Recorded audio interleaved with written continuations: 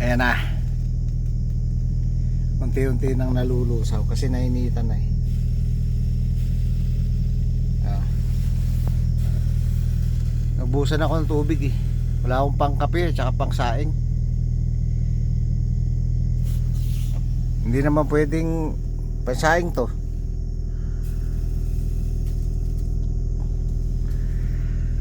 Yeah. Malapit na. Ayan na, malapit na. Malapit na malusaw lahat.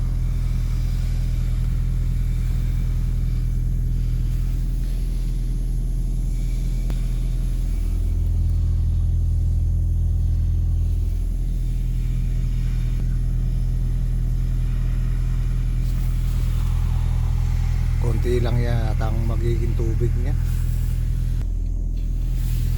Eto na guys. Tubig na oh. May pangsaing na ako, may pangkape pa. Oh.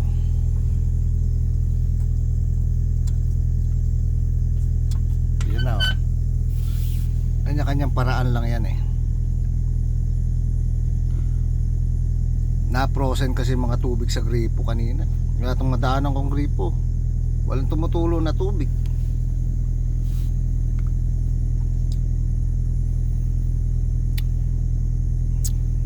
Malamig kasi dito sa Norway.